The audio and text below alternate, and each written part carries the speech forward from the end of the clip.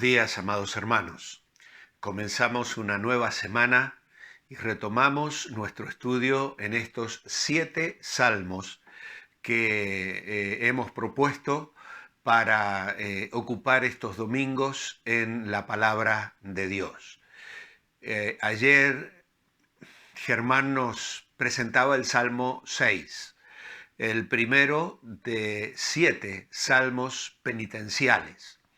El Salmo 6, el Salmo 32, el Salmo 38 y el Salmo 51 son, diríamos, estos 4 salmos penitenciales escritos por el rey David que adjudicamos a la experiencia triste de fracaso absoluto que el rey David tuvo con la caída con Betsabé, cuando él tomó la mujer de su prójimo, Urías Eteo, que era uno de sus generales, a quien mandó asesinar para luego poder tapar el pecado de su relación adúltera con esa mujer. No podemos ser dogmáticos en cuanto a esto. Ayer Germán nos decía que hay muchos escritores que sugieren que este salmo fue escrito luego de la rebelión de Absalón o durante la rebelión de su hijo. Y es cierto que hay connotaciones del salmo cuando le hace mención de los enemigos que probablemente permitan adjudicar este salmo a esa triste experiencia. Bueno, sabemos que el pecado tiene consecuencias en la vida de las personas, pero de una manera singular en la vida de los hijos de Dios. La tuvo en la vida del rey David. Aunque Dios condonó su pecado y gracias a la obra sustitutoria del Señor Jesucristo que habría de producirse muchos años después en la cruz del Calvario, el perdón de Dios y la misericordia y la gracia divina cubrieron a David, un hombre que como rey incluso podría haberse enrocado en su pecado, matar al profeta Natán y mantener oculto completamente aquella iniquidad que él había cometido. Sin embargo, lo que leemos en los Salmos nos habla de un hombre arrepentido, de un hombre cuyo corazón era conforme al corazón de Dios, de un hombre que en su alma poética vivía la comunión con Dios de una manera dinámica y real, y que luego de su pecado pasa por el valle de sombra y de muerte. Las cosas que leeremos en el Salmo 32, en el Salmo 38 y en el Salmo 51 dan una clara idea de lo que el pecado produjo en la vida de este hombre. Un año de sufrimiento, de amargura, de tener el arpa, la lira colgada en la pared. Dice el Salmo 32, se secaban mis huesos, se volvía mi verdor en sequedades de verano. Realmente David era un hombre de Dios y vivir ese año lejos de esa íntima y dulce comunión con el pastor de su vida, con aquel que le había llevado a escribir el Salmo 23, el Señor es mi pastor, nada me faltará, en lugares de delicados pastos me hará descansar, junto a aguas de reposo, en verdes prados, en fin, todo aquello de pronto se ha perdido, todo aquello de pronto carece de sentido, ya no era su experiencia espiritual ni emocional. Y todo esto produjo probablemente una enfermedad física también, porque en el Salmo 6, como en los otros salmos, vamos a ver que David no solo experimentaba el dolor espiritual y emocional de un corazón quebrantado, sino que esto seguramente tuvo consecuencias físicas en su vida. Luego de estos 4 salmos que atribuimos a esa experiencia, pero vuelvo a decir, pueden atribuirse como el Salmo 6, por ejemplo, al tiempo de la persecución y el abandono del reino bajo las amenazas de su propio hijo Absalón. También están el Salmo 102, el Salmo 130 y el Salmo 143. Así que estos 7 salmos, vuelvo a mencionarlos: 6, 32, 38, 51, 102, 130 y 143 son los salmos catalogados como salmos penitenciales, ¿vale? Es decir, una oración de lamento, de arrepentimiento, donde el salmista busca el corazón de Dios para ser restaurado. Naturalmente, el salmo se divide en 4 estrofas, que es como está también organizado en nuestro devocional, en la introducción. Aquellos que tenéis el cuaderno, la guía devocional, lo podéis ver. Hoy, lunes, vamos a meditar en los primeros 3 versículos, bajo el título "O hasta cuándo", de acuerdo a la estructura que tenemos en el devocional. Yo le voy a poner otro título: Reconoce. David reconoce. Luego tenemos otra estrofa, la que se encuentra en el versículo 4 y 5. ¿Para qué, Señor?, dice la estructura del Salmo. Nosotros vamos a titularle David invoca. Luego, Salmo 6, versículos 6 al 7, la tercera estrofa: por culpa de otros. Nosotros vamos a titularla esta semana David sufre.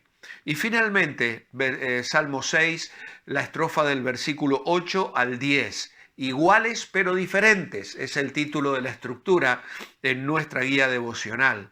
Nosotros la vamos a titular en este devocional David decide. ¿Cómo leemos aquí en la palabra de Dios? Dice: Señor, no me reprendas en tu enojo, ni me castigues en tu ira. Ten misericordia de mí, Señor, porque estoy enfermo. Sáname, Señor, porque mis huesos se estremecen. Mi alma también está muy abatida. Y tú, Señor, ¿hasta cuándo? Ayer domingo también decíamos en la iglesia que la aparente falta de intervención de Dios en una situación de crisis siempre tiene un propósito. Y por lo que leemos aquí, vemos al salmista hablando de reprensión, de enojo, de castigo. Él reclama o pide, implora la misericordia de Dios. Además, describe su situación física como de enfermedad, de sanidad. Mis huesos se estremecen. Y luego también mi alma. Esto entremezcla tanto la parte física como la parte emocional y la parte espiritual. Hasta mi alma también está muy abatida. Y tú, Señor, ¿hasta cuándo? No oculta su mal. Él está turbado, está enfermo, él se siente atormentado. Y estas son señales inequívocas de una comunión interrumpida, pero interrumpida a causa del pecado. La caída del creyente produce una ruptura, una desarmonía en todos los órdenes de la vida personal, en la parte física, en la parte mental y en la parte espiritual. El creyente que conoce al Señor, que ha experimentado la gracia, la misericordia y el perdón de Dios, cuando peca voluntariamente, cuando toma decisiones personales en contra de la voluntad de Dios y entra en una dinámica de pecado, es una persona que de pronto experimenta todas estas cosas, y más en el contexto en las que el salmista escribía, donde la enfermedad física era relacionada directamente con el pecado personal. Ayer Germán nos hablaba precisamente de esto, la sugerencia, la idea, la proposición de los amigos de Job, que no podían entender que aquel hombre pudiese estar padeciendo lo que estaba padeciendo en una enfermedad asquerosa que le había hundido en la miseria, la pérdida de sus bienes, de sus hijos, de su familia, el abandono emocional de su propia esposa, que le había dicho: maldice a Dios y muérete. Y la propuesta de ellos es: hay pecado en tu vida, confiésalo, arrepiéntete y verás cómo Dios te restaura. Esa era la perspectiva del Antiguo Testamento en cuanto a la situación de enfermedad de una persona creyente. Hoy, con el Nuevo Testamento y la revelación divina, podemos entender que esto no siempre es así. A veces el Señor prueba.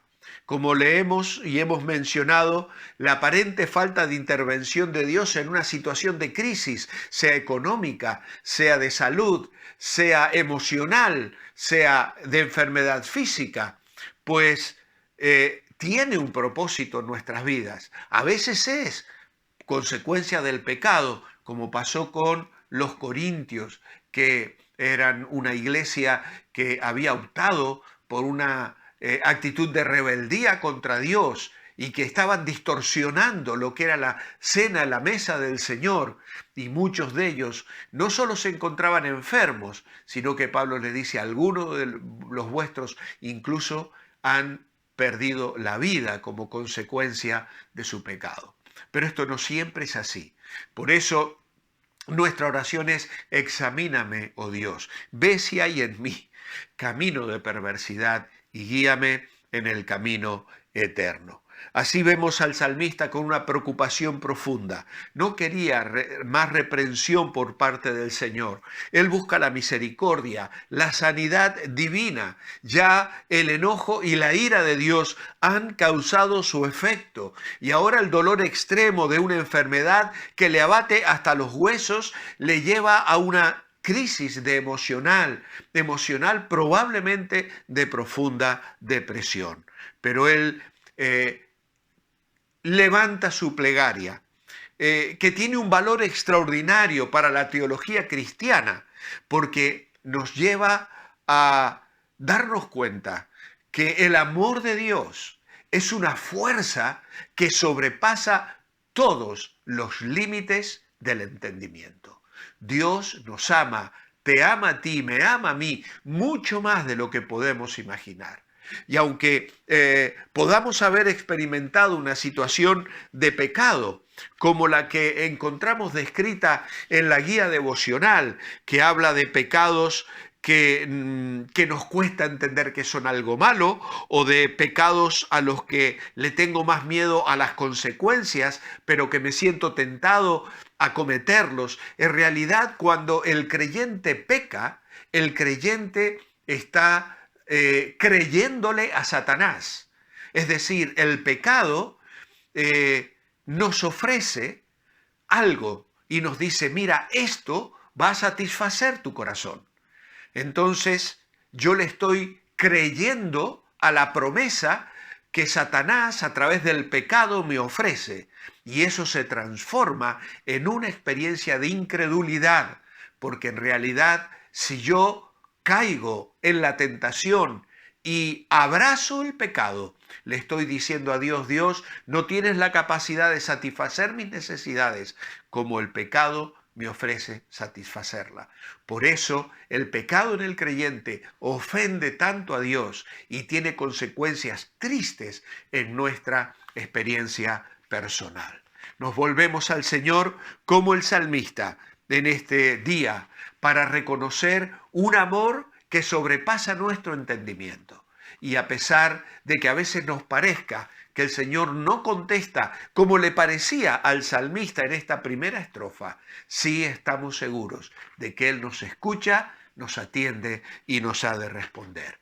Mi oración escrita esta mañana es: amado Padre, quiero hoy darte gracias porque tu amor sobrepasa todos los límites del conocimiento.